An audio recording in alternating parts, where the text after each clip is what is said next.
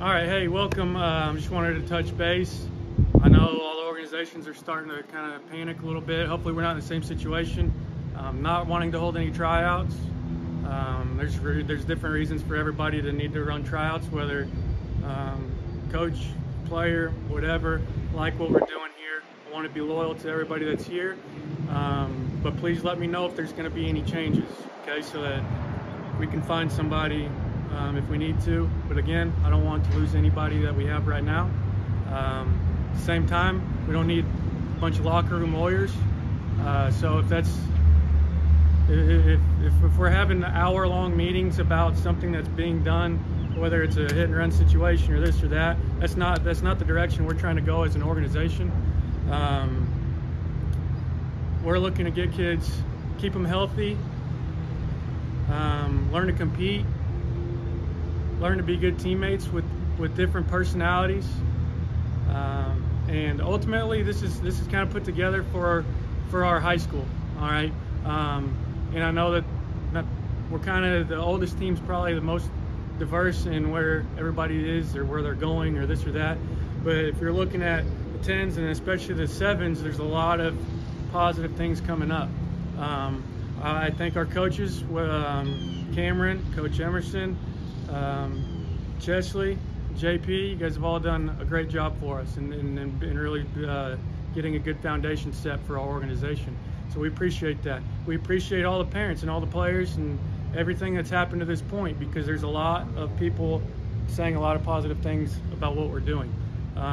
We're not going to have a bunch of teams, don't want it. We are not going to be over the top about kind of the petty stuff. We're going to keep trying to build this for every kid to get better. Kind of a year-round process. If you're only here for a couple months a year, you might feel like you're missing out a lot of stuff, but ultimately that's what it's going to be. It's going to be for our program, but we're also going to try to do our best to instill all the right values in your kids as they come up, and then by the time you guys are here in high school, you really kind of already know everybody. We don't have to relearn everything, but ultimately if you're going to end up going somewhere else, you're going to still be taught those things that's going to help you wherever you end up. Hopefully, as this keeps going, everybody ends up coming here, but I understand as we were building this that it was going to take a little bit more friction to get it started. And anyways, yeah, really looking forward to everything that's coming up. This fall we're going to try to keep practicing. We're going to scrimmage. The 14s are going to have to get used to playing on the big field. You guys practice here, so maybe we'll have a little bit of an advantage early on. But we're going to be scrimmaging once, maybe twice a month, and we're going to be practicing pretty almost weekly, whether it's a weekday or a weekend. Don't have those details ironed out yet. But we really look forward to keep building everybody.